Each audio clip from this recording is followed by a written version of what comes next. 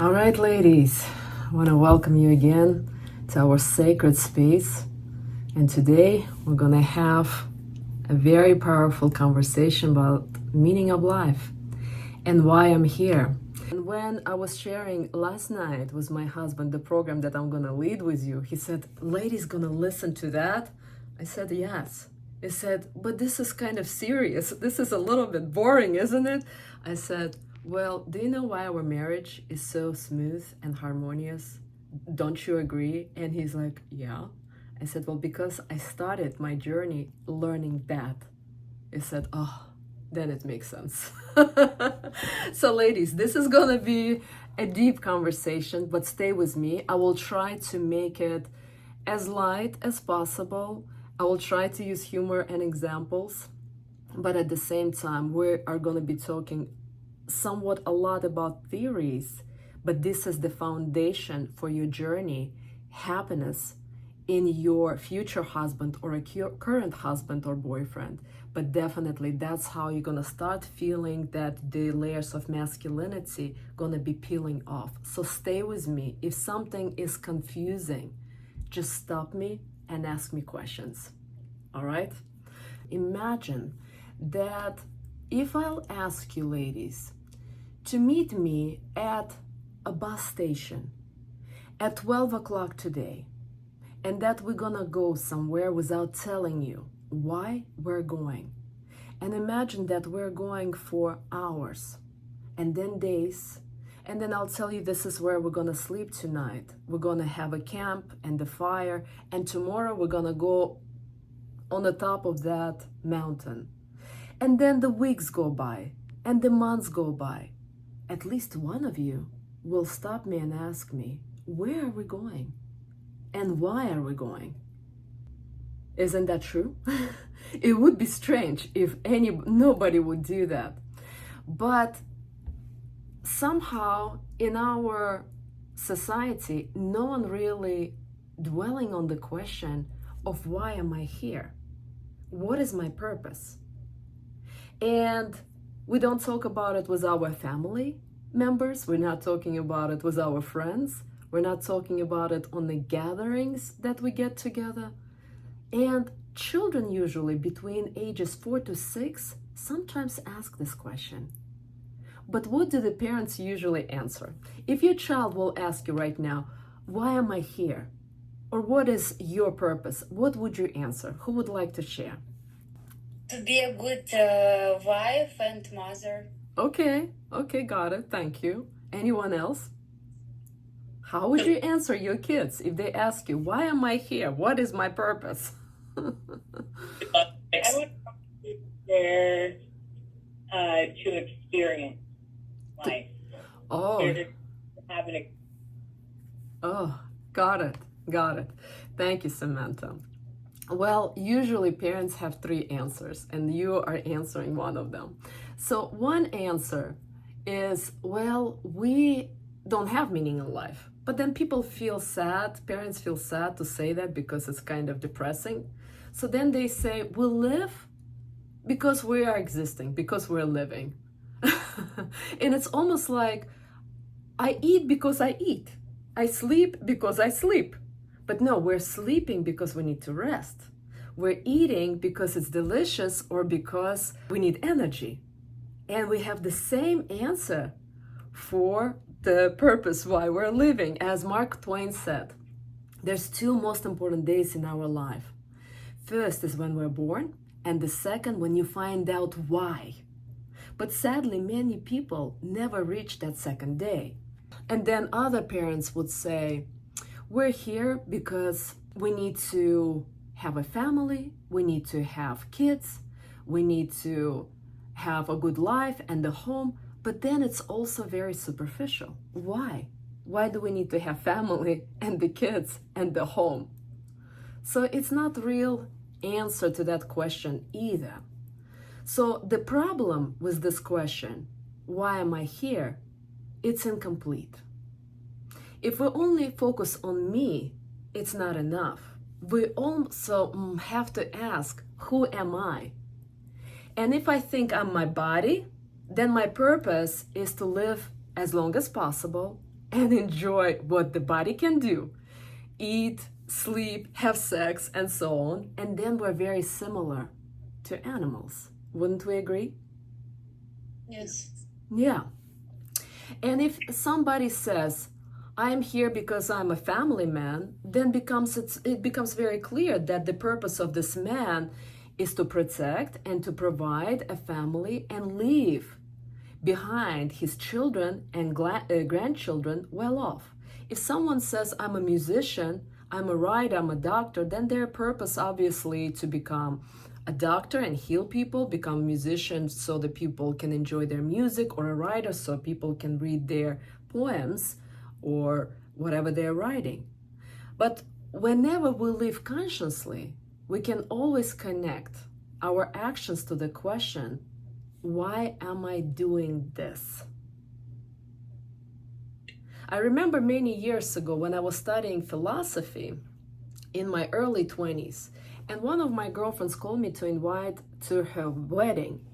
And I asked her, why are you getting married? Oh, please keep in mind, I'm studying philosophy, I'm 22, and psychology. And she says, well, I'm getting married because we love each other. And I asked her, but why? Well, so we can have family. I said, but why? Why are you want a family? She said, so we can have kids. And of course, after 5 minutes, she got very irritated with me. But at the same time, after that phone call, I had an aha moment.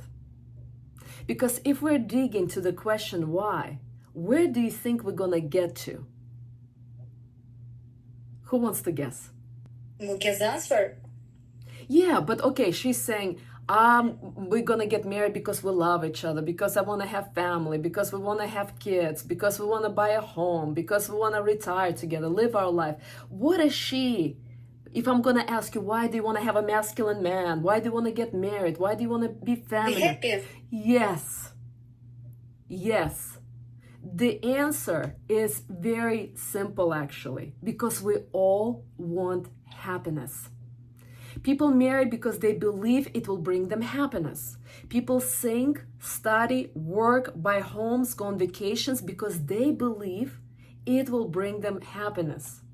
Even those who want fame, power, or leadership, they want it because for them, that's happiness.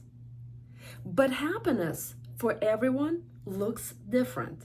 And on the next meeting, those who are in the Return to Softness program, we'll talk about 5 different layers to happiness. But right now, I would like for us to uncover something very fundamentally important. As Aristotle said, happiness is achieved by living life of virtuous activity in accordance with our highest rational nature, not through fleeting pleasures or external circumstances.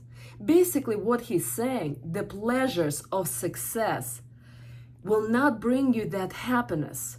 It's only brings you the happiness is if we're aligned with our highest self. Now, this is important. What does he mean by a higher self? It's the best version of yourself. Okay, let's think about it. What is this, the best version of yourself then? When you feel like calm inside, I don't know, connected with yourself. You're getting somewhere. You're getting somewhere. Thank you. Because again, for meaning of life is to be happy. But the happiness for everyone looks different. And we'll talk about the higher self and how to get there. This is the highest level of happiness. All holy books, all spiritual books point in the same direction. True happiness is the nature of our soul. And the soul happiness is the same for every person, found in the relationship with Creator. So then how can we examine this? Everyone wants happiness, and everybody looks from it from a different perspective. But at the same time, our happiness comes from our worldview and our belief system, which in Sanskrit, which is the oldest language that is 5,000 years old, called darshana. Darshana means our worldview. And some people say our worldview comes from our body, and then we can look at our body, it's 80% water. But no, that's not where it's coming from. Our worldview comes from our upbringing, education, our belief system, and mainly our faith. Whatever you believe in, that's what brings you your worldview. Each of us already formed a personality, and each of us have a certain understanding of life. Every new knowledge and information passes through that filter of our worldview. And right now, the serious problem in our modern society is not the lack of information. What do you think the problem is? Knowledge. Knowledge. But even if you want, you can find the holy books and even read and study them, which is you're gonna be getting the knowledge. But there's even a greater problem than not knowing where to get knowledge. What do you think that is? Distraction? For sure, people are very distracted in our life. Very. We have distraction with TV, we have distraction with our work, the problems in our relationship, you name it, money, and we all created ourselves, by the way. But the greater problem, let me give you one more minute to think, what is the greater problem? Is it that we don't have a connection to God? That is for sure also. But the biggest problem in the modern society that people don't want to change. Themselves. Yes. So accountability. Yeah. We usually accept what's familiar and pleasant. And we reject everything foreign and unfamiliar. This is the nature of our mind. And that's what Aristotle is really were trying to explain. Everything that doesn't come through our filter, what we already know, our belief system, we reject. It's unfamiliar. So for those of you know that a year and a half, 2 years ago, I had a huge problem with my hand arthritis. It was so bad for a whole year that I was going to hand therapy, physical therapy, chiropractor, needles, you name it, nothing was helping me. And 3 surgeons said that I have to have a surgery on my hands. And everything intuitionally, I knew that that's not the right path for me. Until I finally talked to my spiritual teacher and he said, well, you need to do ascesa. I said, well, I'm doing ascesa. I wake up early in the morning and I do the meditation. I don't eat meat and I do yoga. He said, no, you need ascesa running and getting into the cold water plunge.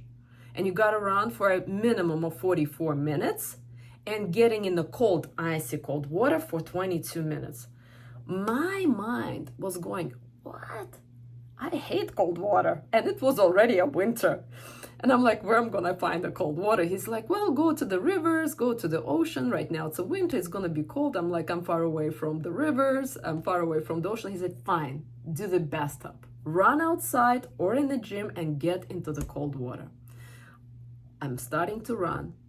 And by the way, my hand arthritis was so bad that I couldn't even hold a cup, spoon, or a phone. It was that bad. But I was so desperate that I started running. And after 2 weeks, my pain decreased from 8 to 10 to 6 to 7. I thought, wow, it's working. Then 3, 4, 5 weeks later, it decreased even more to 4, 5. And 3 months later, there was no more pain, sharp pain in my wrists. Just because there was a knowledge and desire to change. But if we don't have that desire to change, we're again going to be bouncing against the same thing, our filter. We hold on to our understanding of the world and do not allow the idea of others to help us to see things through a different different filter.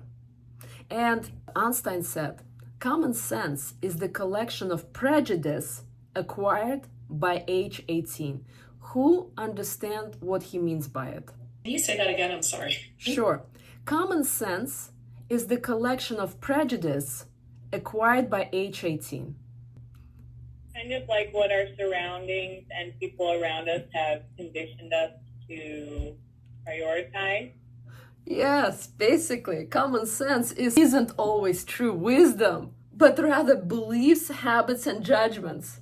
So whatever your thought, your school system, your parents taught you, you now think it's true, and you think it's common sense, but isn't always true. So again, foundation, thank you, Samantha, to how we see the view comes from our desires, our past lives, our fears, our impressions, our childhood, early childhood, our education system, movie, music, society, all that we're watching, and also, believe it or not, marketing. The marketing that we're watching, for example, I was doing the research this week, getting ready for our meeting, and think about it. You're just driving a car, Toyota, but do you know their mission statement? Producing happiness for all. Like you're gonna see it in Toyota and you're gonna experience the happiness. Really? Or Mazda, to provide the joy of driving and support the joy of living. Or Subaru, love. It's what makes Subaru Subaru. Do you see how they're hitting on the emotions of happiness and love? Like you're really gonna experience the love and the happiness. And every time we open the magazine, every time we're watching the movies and watching TV, we're constantly programming. Our brain gets programmed. And that's why marketing agencies are getting millions of dollars because they know it's working. For example, Coca-Cola, their mission statement, ladies, let me read that to you. To refresh the world in mind, body, and spirit, and to inspire moments of optimism and happiness. But we never think about it. Spirit, optimism, and happiness. Do you know that Coca-Cola really, in many indigenous societies in Amazon, is destroying the families, destroying the communities because they have diabetes and lack of water. But their mission statements sounds very good. Or McDonald's, to make delicious feel-good moments easy for everyone. Feel-good moments. Feel-good moments. It's like a family get-together moments. Do you see how the marketing is programming you to think that this car will make you happy or experience love, or Coca-Cola will refresh your spirit? What's getting present? Who would like to share? Like all society programming us, like how to live, what to buy, what to say. Yes. How to think. And how to think. Yeah. For example, we're thinking that if I'm gonna go to Bali right now or to Hawaii, I'm gonna experience so much happiness. Yeah, it's gonna feel good. But the happiness, it's never external, ladies. And no Mazda, Coca-Cola, or McDonald's, or Hawaii gonna bring that. And that's where I'm trying to get to that point. Anybody else? I just keep thinking about how it's actually legal in the United States to propagandize Yes. public. It's legal for any corporation to do that. So, Yes. yeah, I don't think how... Thank you. Thank you, Cheryl, for sharing. Everything that happens around us passes through our worldview filter. And looking, thinking, and viewing the world through that filter, we are living in a very closed circle. And so the question to you, what can we form? What can we do to form our own personal worldview instead of influence of marketing, of our childhood upbringing, because parents were surviving, most of them, and they made mistakes. But we're living life as if this is the only worldview we have through our upbringing, through our traumas, through our relationships, society, education, marketing. So then what can we do to have our personal worldview instead of influence? Question to you, ladies. Boundaries, self-love, like work on yourself. For sure, self-development, big one. For those of you who don't have notes, maybe you can write it down, because otherwise it goes in and it goes out, and it will be good to write it down. Without self-development, there is no room to really start melting that filter or worldview that is not even your own. It's been influenced onto you. And that self-development gets you to a freedom of choice. And the second one? Being open to change. For sure. For sure. Being open to Flexible. change. Yeah, flexible. Yeah, it's open to change, and also self-analysis. Self-analysis and self-knowledge are always forming the worldview that we can directly influence ourselves. And that is the way out of the closed circle. But for that, we need to have first the desire to change. If we have no desire to change, it will be like looking at this notebook and trying to put things on top of it. I have a friend of mine that I grew up back in Azerbaijan, and we're not very close now. She's in Israel, I'm in United States, but every 2-3 years she calls me, and I see that she follows me on the Instagram and YouTube. I see her likes all the time and smiley faces, which is very nice. And then she calls me every 2-3 years and starts to share what's going on in her life. And not to share her past, how she gone through divorce and her husband was cheating. She's now in a relationship with a man. She has 3 kids from a previous marriage. He has 3 kids from a previous marriage. They're now together for 9 years.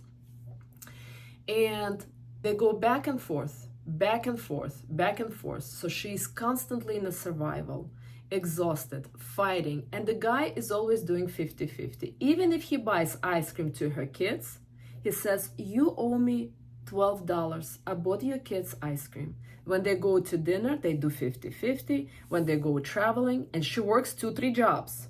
2 jobs and 3rd job on the weekends. And when I talk to her and I say, how's your life? She said, well, it's not that bad. In 2 years, I'm gonna get a raise at work. And plus my little condo, the insurance on the condo gonna drop. But how are you happy? Can you share with me what can I do to be happy? Now, do you think that if I share, she'll be willing to change anything if she already says life is not that bad? In 2 years, my condo insurance will drop and I'm gonna have a raise. Do you think she has a room? No. No. Because one of the scientists one time asked a Dalai Lama, he wanted to take an interview with him and have a conversation. So he came to Dalai Lama, and Dalai Lama looks at him as he talks and talks and talks and talks, and Dalai Lama started putting the tea. He was giving him hot tea, and the water started coming out of it. And he's like, and scientist was looking at it, he's like, well, you can stop. There is plenty of hot water in this tea. And Dalai Lama stopped and he said, you came to ask me some questions and talk about the meaning of life. But consider, you're like this cup and the water is coming out.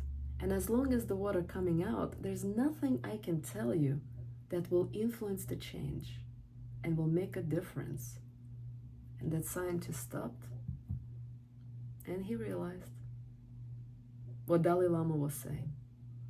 And most of us, when we're either in life or in the programs, we're already looking and hearing things as if this cup is full or the page is full. And then what can we put if it's already full? That's why we gotta allow ourselves to have this desire to change and get present to our already always listening mind that has opinion about everything. And if the person is already knows everything, like my friend is Israel, what can I really tell her? Because one time 6 years ago I tried, and I just started talking. She immediately stopped me and she said, "What, do you want me to quit job? There's no way, it's impossible. I have 3 kids. My boyfriend has 3 kids and I have 3 jobs." Again, she is just like this full cup. And that's what I mean, that filter that we already have. And that filter isn't a way for us to really learn. And we need to do some self-analysis and self-development. Because if we are even reading the spiritual holy books through that filter, because it's necessary that the person can read not through the filter of already always listening, that been shaped and shaped and shaped by worldview and the belief systems. That's why once a week I'm on the spiritual meetings, once a week I'm talking to my spiritual teacher. Otherwise, if I read the spiritual books, I will also listen and read through my filter. Going back to the Vedic spiritual knowledge, now I would like, ladies, for you to take notes, because otherwise you will forget. The conversation about happiness and 5 layers of happiness we're going to deepen on next Sunday. But right now, I would like to give you some very important definition of why we're here through the Vedic knowledge that is 5,000 years old from India. And so Vedas are explaining, who am I? That I am body, mind, and soul. First, we need to understand that I am a soul with an internal nature. Who am I and the meaning of life? So we're not living like animals. We have tree and we have home. They have food and we have food that we're cooking on the stove. They made and we make love. We need to understand that I am a soul with an internal nature. Number 2, to understand that Creator in your understanding exists. And number 3, to understand my relationship with Creator and what He wants from me, which we're going to start diving in shortly. These are 3 things are called the supreme goal of human life. This is why we're born into a human body. By the way, whoever right now feels very in tune with this conversation, please know that you lived already at least 1,000 lives before. For those of you now who are kind of sleepy and bored, that means you lived here 100 years at least before. If you're very resistant to that conversation, you probably had maybe 10 or 20 lives. And I understand for those of you who are Christian have a hard time with reincarnation, but that's what Vedas are explaining. Any question about that? No.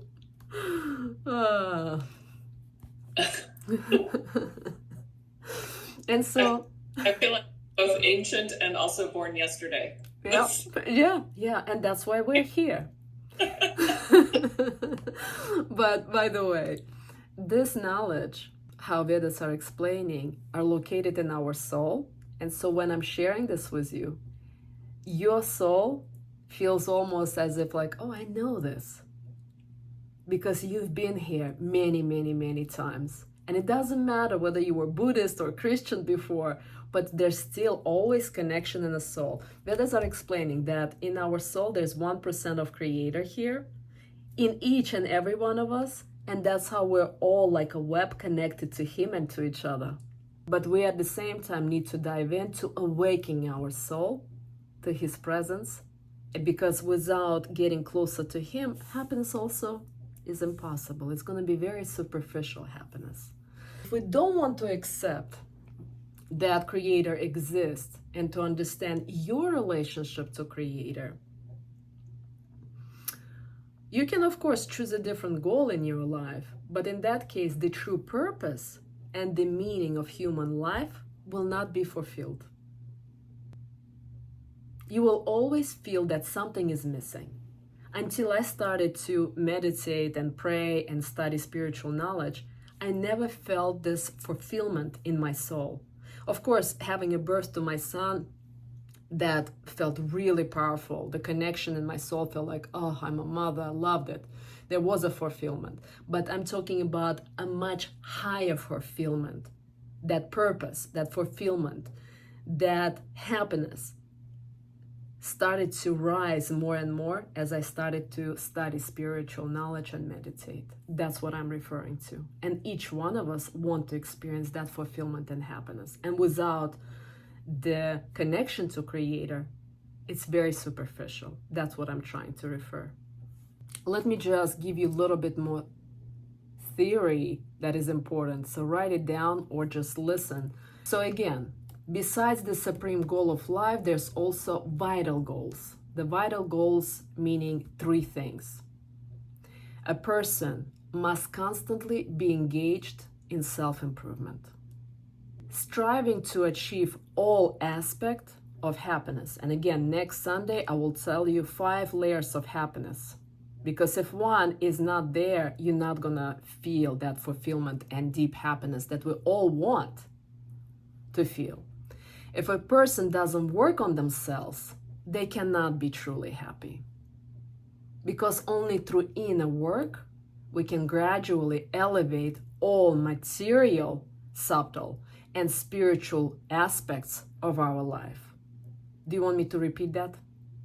A person must constantly be engaged in self-improvement, striving to achieve all aspects of happiness.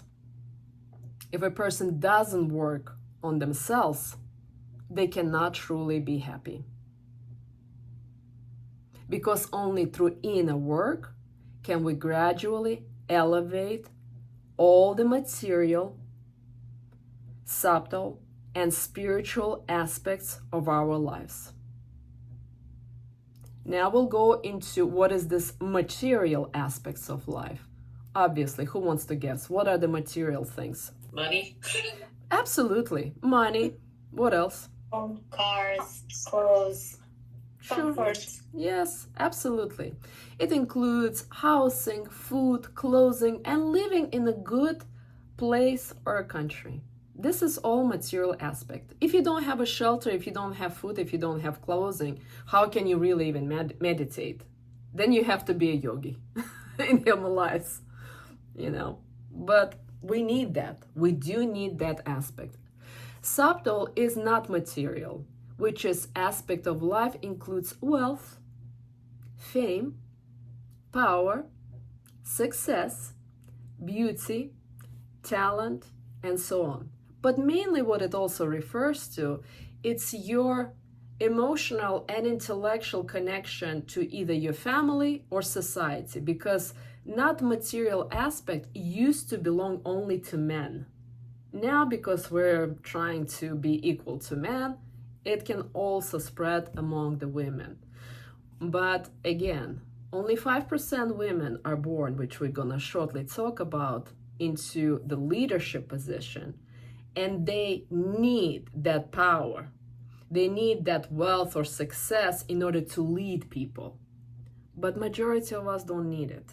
We're just really broken and feel like the society is pushing us to be in the masculine and be man-like. But we really don't need that. But at the same time, we do need that emotional connection with society, family, our parents, our friends, obviously our kids and our husband. And so these are not material things. Without this emotional connection, you're not going to be happy. Any questions about that? And the third is your spiritual aspect of life. Includes realizing that you're a soul and understanding your relationship again with Creator, recognizing the existence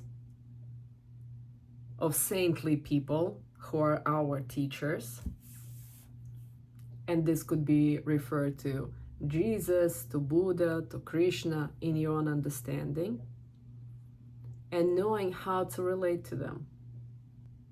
And realizing that higher forces exist in this world and that creating new understanding is here to help you in this lifetime. I want to go into the conversation of 4 Varnas. Some of you have been already in this conversation a year and 2 ago, and I would like to review, but also I would like to share if you're not living in your Varna, and Varna means it's your psychotype, but at the same time, it's not just your psychotype, it is your spiritual duty to really discover your psychotype and live honoring that, because Creator gave you a certain gifts. And if you're not utilizing those gifts, you're gonna feel unfulfilled. And you're not just hurting yourself, but you are hurting possibly your friends, your family, and society in general, because Creator gave you those gifts to utilize. Again, 5,000 years ago, the psychotype was mainly 99% of the time for men.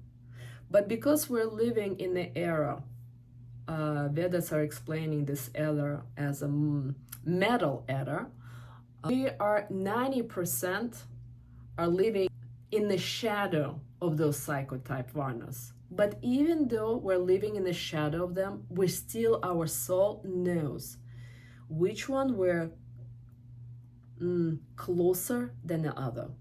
So the 4 Varnas, 4 psychotypes, and the first one is Brahman.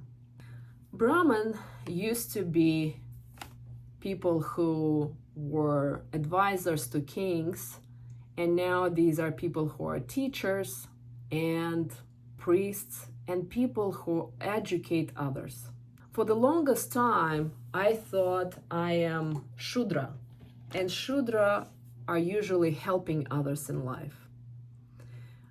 But the reason why I got burned out after 21 years in my practice is because I mainly was helping people to heal. But that's not my psychotype. It's not my Varna. My Varna is I'm a teacher, which is, I'm talking about it right now, it's Brahman. It's a head of the society. People who are Brahmins, they love to study, they study a lot, and they like to teach. And when they talk, people listen. Obviously, you are listening. And the society will give you a hint. If you talk and many people, or even 5 people are listening, that means you have the gift of teaching. And again, you're responsible to make others not to follow you, but to educate them so they elevate their consciousness. And that is your moral duty, if you're Brahman, to teach. The second psychotype, which is called Varna again, is Kshatri. I'm gonna write it down later so you don't worry about it, but the Kshatris are usually the warriors. The warriors who are the leaders, they could be the managers, the CEO of the companies, soldiers, people in the military, but they rule. They could be very mean sometimes, but people will accept it because they're here to bring the justice to society. And if you're born as a leader, but you're trying to be a housewife, there will be a problem. But there's only 5% of people like that in the world. The teachers are only 2%. The Kshatris, warriors, are 5%. And the third type is Vaishyi. Vaishyi is business people who are selling, they could sell pretty much sand to a person who lives in the desert. That's how good they are in sales. And they could be selling the mattresses, the cars, the homes, and it's natural to them. They're the stomach of our body. They're responsible for the economy. And they will always have money. Vaishyi will never be driving Kia. They will always have either Ferrari, Rolls-Royce, or at least Mercedes. If you're a true business person, if you're truly good with money. And the last is Shudra. I would say that 90% of the society right now are Shudras. But again, 10% we still feel if we are also Brahman, Kshatri, or Vaishya. But we're living in an era where, again, everything is so washed off that we're not connecting to our true Varna. But the Shudras are mainly people who are helping others.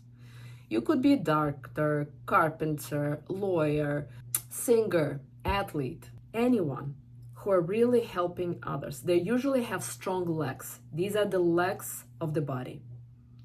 They really hardly get sickly because their body is very strong. Brahmins, the teachers, they usually have the weak health. That's why they constantly gotta do askeza. Askeza meaning running, meditating in order to have a good health. Now,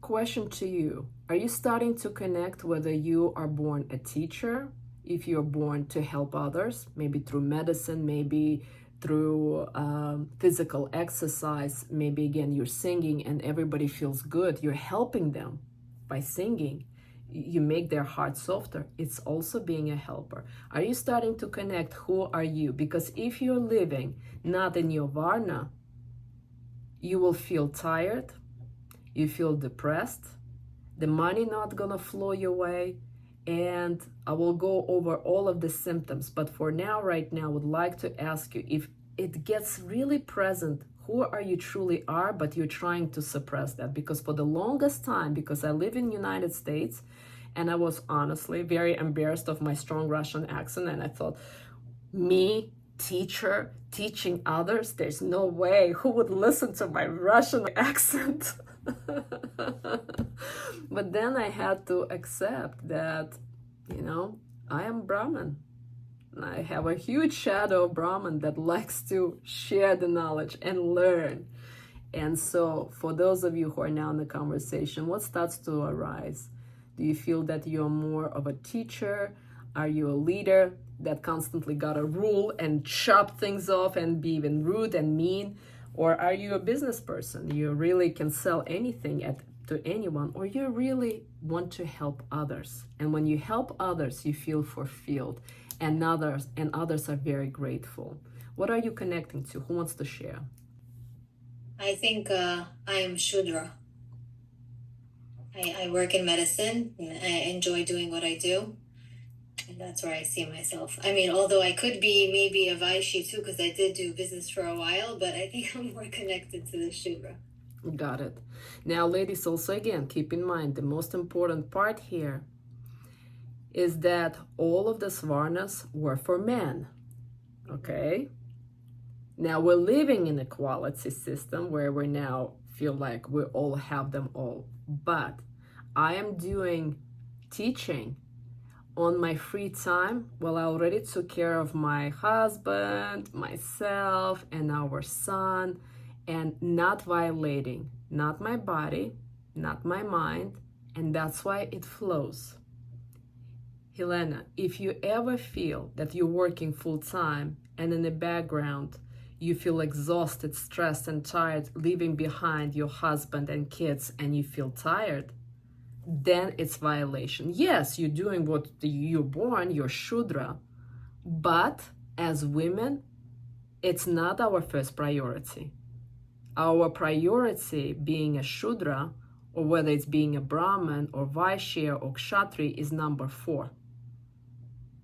Ladies, write it down. First, the most important person in the world. Who is that? God, creator? Yes. Whether you're a man or a woman, God comes first. If you don't start your morning with Creator, you will always feel that you're running behind. My day starts at 5:30. It's always with Creator. And that is for me. That is my relationship with Creator. Cooking, cleaning, running, askeza, son, husband, all of that comes later. First is the silence with Creator. The whole world sleeps. The birds are still sleeping. I'm awake and he's awake, and I'm 100% connected to him. All right, for us ladies, what comes number 2 after him? Ourselves. Yes. Beautiful. Why? I mean, like in the airplane, you got to put your oxygen Yes. on. If you don't take care of yourself, how can you really take care of your children or husband? So I did the meditation, then I dressed up, I'm going for a run around subdivision, and then I'm getting into my cold bath. Sometimes my husband goes, sometimes he doesn't, but this is my time. I healed my wrists, now I'm working on my neck. Dancing most of my life, I have lots of injuries on my spine and neck. Back is 70% healed, neck is 40% healed. This is my time to me. Then once I finish that, number 3, who is it? Husband. And number 3, it's a husband and kids. Absolutely. Not on number 1, not on number 2, number 3, your family. If you're not gonna put God and yourself on number 1 and number 2, you will always feel like, that's why I said, Sarita, even if it's for 10-15 minutes, join us, because you see how she's trying to catch up with life. Kids are taking her off the wagon. And it's, of course, it's very hard. If we wake up, go to work, and then we come home and take care of our kids, we'll always feel that we're chasing the plane or chasing the wagon or chasing the car and trying to get into the plane or the wagon. That's why first comes your relationship to Creator. And then he like pours air into you, anything that you want, anything, and even more, because he knows what's best for you. Looking back, I'm thinking, I thought first year, why? Why did it happen that I started to have anxiety and depression and panic attack? So I had to close the practice. But then now looking back, I'm like, what a miracle. Thank you for giving me all of that illnesses so I can close the practice and be in alignment with myself. If he didn't give me all of these health issues, I probably would have dragged my private practice for another 5 years. And then all of the knowledge that I knew would be a good theory, but I wouldn't be living it. And so he knows really what will make you happy. You're thinking, oh, this guy, this man. And that relationship closes because no, he has a plan for a completely different man. And then, so we're gone. God, you, family, and for us women, only on the 4 spots, it's still not a job. It's friends, it's your hobbies, and on the 5th, only when you have time and energy, you can work few hours if you want to, but not because you have to pay bills or help your husband. So really, your meaning of Shudra and Vaishya or Brahman, it comes on the space number 5. Now, what do you think for a husband? When is it? What is number 1 for a man? God. God. Number 2? Him. Him. Number 3? Where? What is it? What is it? Number 3? Where? Yes. Why? Why? Because he's the provider. Yes. Yes. And some women becoming jealous. Well, he doesn't pay attention to me. We're not going to vacations. We're not doing blah, blah, blah. But he shouldn't. Because he is a man. He needs to provide and protect. My husband haven't been real on vacation for 2 years. We go to 3-4 days here in Florida, 2-3 days for LJ Mountains. But a week or 2 weeks? No. And I'm like, honey, don't you miss vacation when you had a partner? He's like, no. More than 4 days, I become like a lazy couch potato. I love working. So ladies, if you're gonna turn on the engine of a man, he becomes unstoppable. He moves with velocity 600 miles per hour. Try to stop my husband. Impossible. He's like, you go to take Olga, you go to Turkey, go to Morocco, you go to South Africa. let me work. That's what happens to a man when you are doing your spiritual practices and in your feminine energy.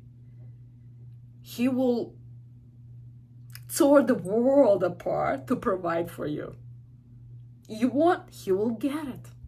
You want this, he will get it, but not right away. You gotta do your work of softening up, surrendering and trusting the Creator. Any questions? Talked about in this class of like the higher power and our soul and achieving these higher things. Yes. Where do you stand, and what are your beliefs on, like, is there like a negative thing that is trying to distract or to take us away from that, or is that just like ourselves? Yes, there are demons.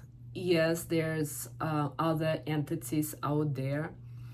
And that's why we didn't have enough time today to do the meditation. But starting next Sunday, when we're going to return to softness, I'm going to begin to share with you different modalities, what kind of meditation and your prayer you need to overcome those energies. Because once you feel that they're present in your life, you will feel more lack of energy, more frustrated. But at the same time, when you are having this lack of energy, when you feel that almost kind of like demons, or with some of you it's evil and devil, you gotta put even more effort.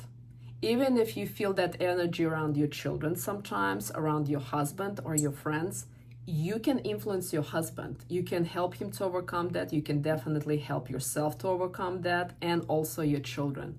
And during those periods, if you're doing the work, yes, you have to push yourself, but you get also closer, much closer to Creator.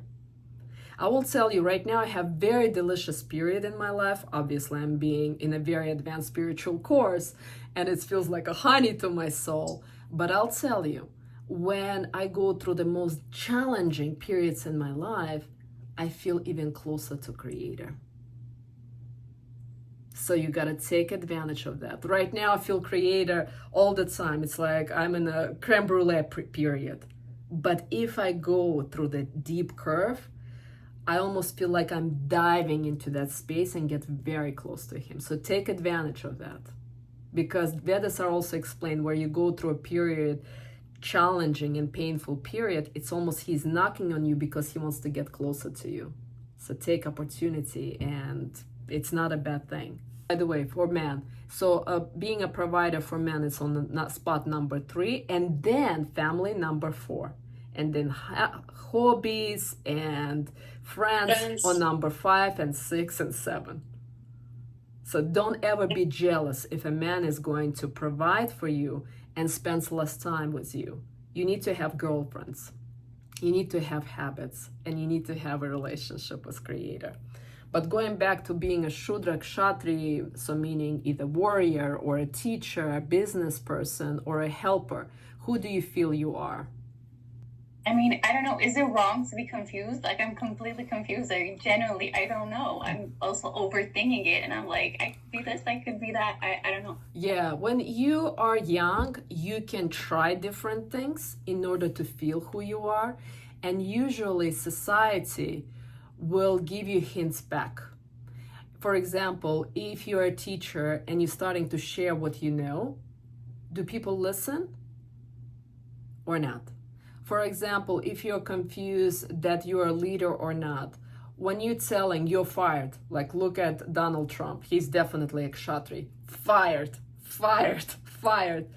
So a lot of people don't like him, but is he a true warrior? Absolutely. And who is the previous president of the United States? Who was that? Biden. He's in the wrong place. He's, we call it in Russian, not a meat, not a fish.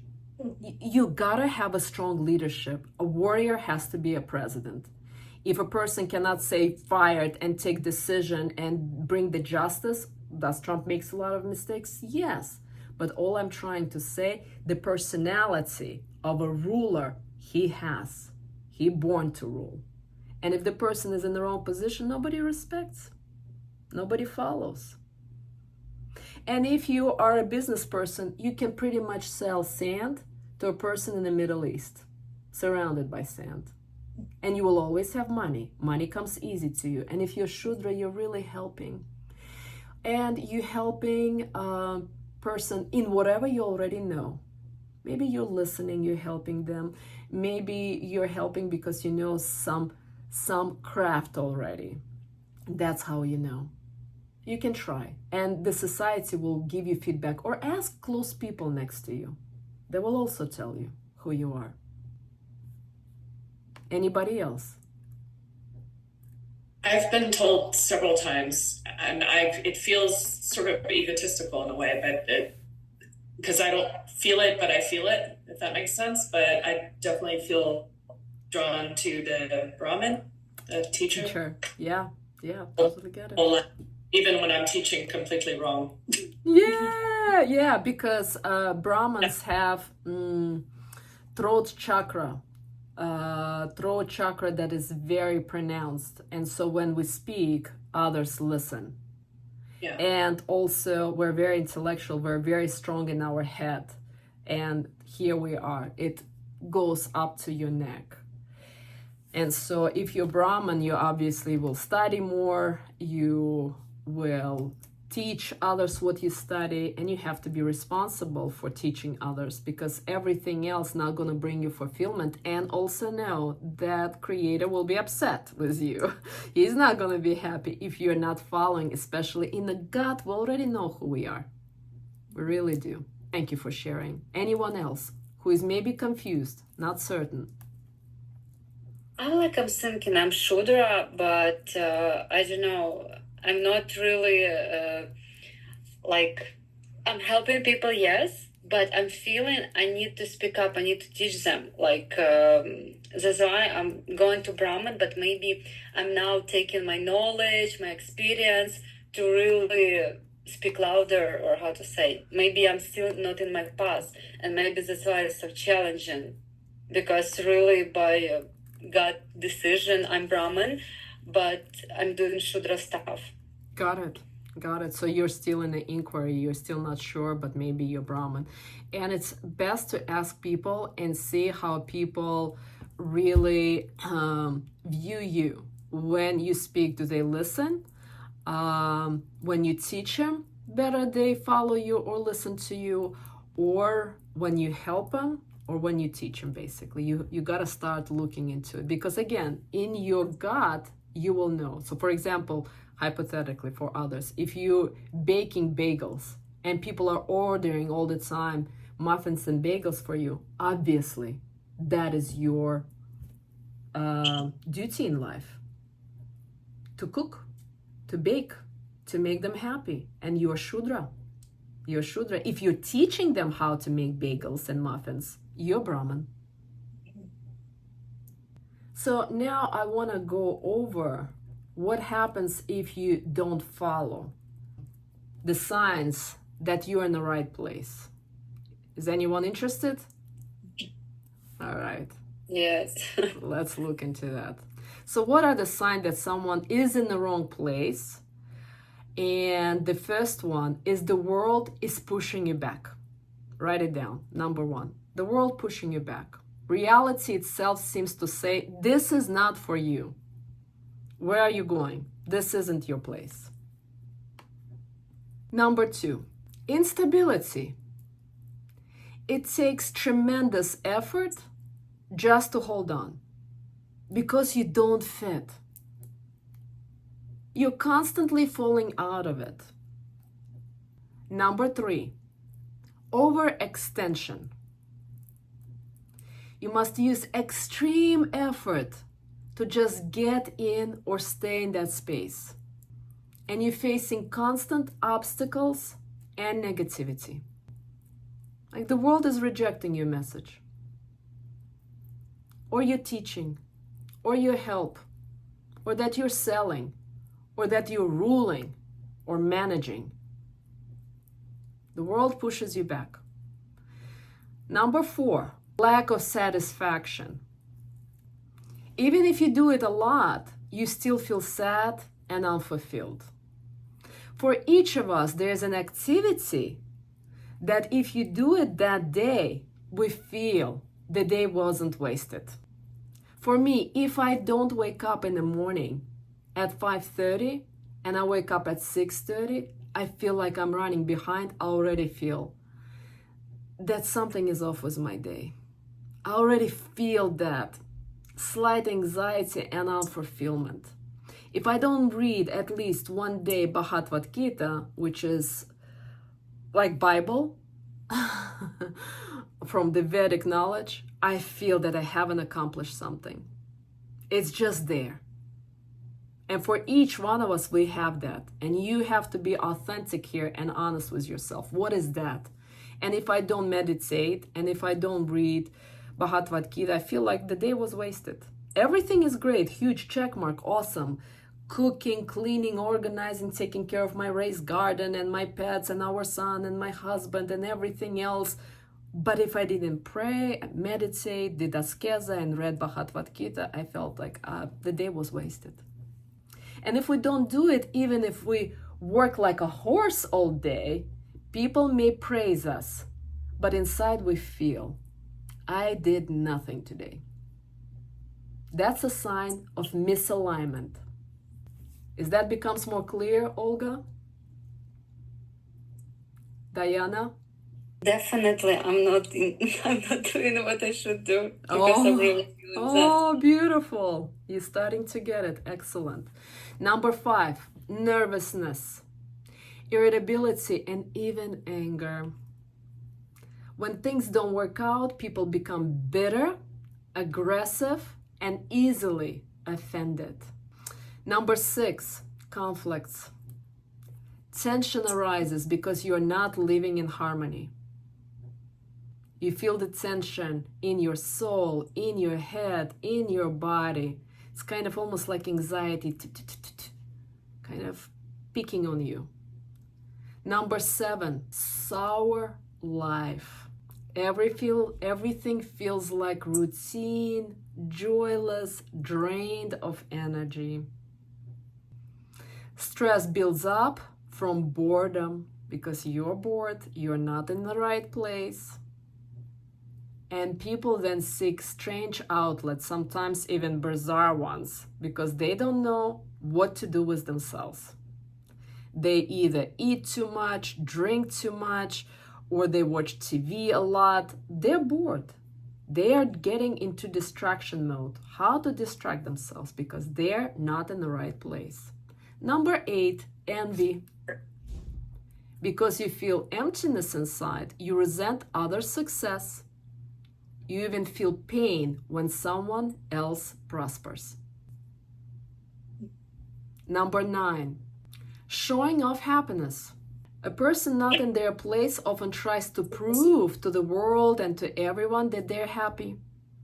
Constantly boasting, showing off, but their real happiness doesn't need to prove itself. And lastly, number 10, depression and emptiness. You feel life has no meaning, you are unnecessary, and you are unloved. Please know, the key point in this is that each of us has natural talents and inclinations. When we were created by Creator, by the way, again, not the genetics, but Creator, we were designed in a certain way. If we have abilities, it means we also have the desire to use them. There is no such a thing as talent without the will to apply it. So, Olga and Diana, what do you feel now after hearing? Yeah, everything makes sense. The feeling, and as soon as possible, I need to start to really find Teach? yourself. Teach? Yeah, express myself and teach my knowledge. I don't know how to say So teaching, people. right? So you're not Shudra, not helping, but actually gotta teach, right? Yeah. Yep, very good. But I'm still in the same time, I'm not sure about my knowledge. Like, but I'm thinking, because when you're saying like check with your community, are they listening you? And really, like, some people, because a lot of people not in my, I don't want to say level, but they don't understand what I'm talking about, and of course they don't listen to me. But in this answer I'm getting directly that, like, I mean, your people will find you. Yes. As well. Yes. Yes. That's why, because like when I start to think about, like, a lot of people doesn't want to hear me because like I'm very weird for them. It's okay. Like when they're talking about, yeah. literally. Yeah. Yeah, but yeah, right, people will find me with this and get an answer directly. Yeah, as I'm starting to share more and more spiritual knowledge, people are not following me on TikTok and Instagram, and it's okay. It's okay. Yeah, the right people will find both you and me and everyone. It's totally fine. We don't need to be attached. We just gotta continue to connect to what is our purpose, what is our meaning, what does Creator wants from each and every one of you. Because you've been giving a gift, and we gotta be responsible for that gift. There's only one of you like that, unique. Not everyone wants to teach, not everyone wants to help, not everyone wants to really be a stay-at-home mom and on top of it do something else to make a difference in the world. You are unique. No one has the same voice, the same talent, the same gift. We are His creation, and we gotta honor that. Diana, so who do you think you are? So I'm a big overthinker. So Yes. I'm probably gonna annoy you guys with how much I analyze It's okay. things. But it's okay. Probably, let's say I'm thinking maybe I'm a Shudra, like helping people, but I'm not sure because I'm still analyzing it. But my takeaway is from what you said that I should focus more on my talents and, test more things and see, like, be more in tune with how people react and what's the universe communicating to me. Right. Yeah, the answers is not in the head. Definitely not. This is so far away from the Creator. Okay, what do I need to do? What do I need to analyze? Just breathe through it. Just acknowledge it's there and get back to the soul. The answers are already there. There's no need to analyze them. The more I will get to know you, all of us will know who you are. Probably faster than you. For sure, faster than me. Yeah, and we will help you out. Selena, are you clear who you are? What is your Varna? I think that I'm Shudra. I think that I'm helping people. I was kind of waiting to hear maybe where art might fit, because I do have a passion for art and beauty, but I don't know if that would just go in hobby category, but maybe I'm supposed to help other people through that somehow. You see, if you like to teach others to draw, you're definitely Brahman. But if you like to draw and people are looking, let's say, at Picasso or Michelangelo or whoever, and they already feel that, that takes me home, that's already healing, you're Shudra. Through your art, people can heal. And it will be to them, it's like, okay, I'm at home looking at that. Something is revealing for them. That's a Shudra. And please know that there is no good or bad. It's just what is. Good question. I am kind of curious. You said that the Kshatri, the warriors, leaders. I mean, what would a feminine version of that be? Even if that is very minor, like small percentage of women. Yeah. Well, first of all, 5,000 years ago, when a girl was born as a Kshatri, a warrior, it fell to a family as a curse. Because I see sometimes kids who are warriors. Some of my girlfriends have daughters like that, and everybody's like, oh my God, it's so exhausting. These are the most tiring kids. It doesn't matter whether they're boys or girls. They're constantly fighting. They're righteous. They want to prove their point. And especially for girls, who would want to marry a girl who is so argumentative all the time? Because she's born to rule. And with girls like that, in a modern society, I would say, try to put her more into gymnastics, into the music, into the dance class, in order to soften her up. So there will be at least a little bit of balance. And with Kshatriya kids, mom has to be so patient and so loving. If there's no relationship to creator, a mom will snap at any point. And then she will try to break the child. And what's the point? Because she is born in order to rule, to make a difference so that people will follow her. She's a future leader, or it's a boy. And so with the girls, if she's a kshatri, whether it's a woman or whether it's a child, you got to do more spiritual practices. If, let's say, if it's you.